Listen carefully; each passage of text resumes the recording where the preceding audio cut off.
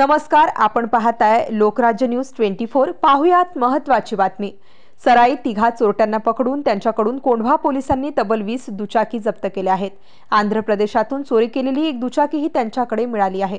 2 bullet, 6 Splendor, 3 Activa, 1 Jupiter, 2 shine, 1 dream युगा, 3 passion, 2 HF deluxe अशा वेगवेगळ्या दुचाकी त्यांनी चोरल्या होत्या। या गाड्यांना ग्राहक मिळेपर्यंत त्या वेगवेगळ्या ठिकाणी लपवून ठेवल्या होत्या। वाढत्या वाहन चोरीच्या घटनांमुळे पेट्रोलिंग करून सीसीटीव्ही फुटेज तपासून गुन्हे उघडकीस आणण्याच्या सूचना वरिष्ठ पोलीस निरीक्षक विनय पाटणकर यांनी दिल्या होत्या। तपास पथकाचे पोलीस उपनिरीक्षक बालाजी डिगोडे, पोलीस अंमलदार संतोष बनसुडे, सागर भोसले हे सीसीटीव्ही फुटेज तपासणी करत होते। तसेच पोलीस हवालदार निलेश देसाई त्यांनी सीसीटीव्ही फुटेज प्राप्त ठिकाणाचे तांत्रिक विश्लेषण करून संशयित वाहन चोरीचे आरोपी निष्पन्न केले। हे संशयित आरोपी ध्रुव ग्लोबल स्कूलचे मागील बाजूस मोकळ्या ठिकाणी नेहमी येत असल्याबाबतची गुप्त माहिती प्राप्त झाली।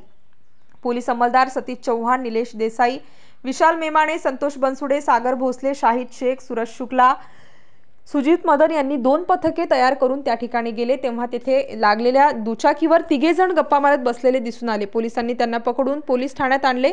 त्यांना पोलिसी खाक्या दाखविल्यानंतर त्यांनी वाहन चोरीची कबुली दिली। त्यांनी वेगवेगळ्या 20 दुचाकी चोरल्या असल्याचे सांगितले। वेगवेगळ्या ठिकाणी लपवून ठेवलेल्या 7,30,000 रुपयांच्या 20 दुचाकी जप्त करण्यात आल्या। त्यातून कोंढव्यामधील 9, हडपसरमधील 2, भारती विद्यापीठ मधील 2 तसेच वानवडी, मुंढवा, लोणीकंद, यवत, चिखली, चिंचवड या पोलीस ठाण्यातील प्रत्येकी 1 असे 20 गुन्हे उघडकीस आले आहेत। महाराष्ट्रातील महत्त्वाच्या आणि ताज्या बातम्या पाहण्यासाठी आजच आमच्या लोकराज्य न्यूज 24 न्यूज चॅनलला YouTube वर सबस्क्राइब करा आणि बेल आयकॉन प्रेस करा।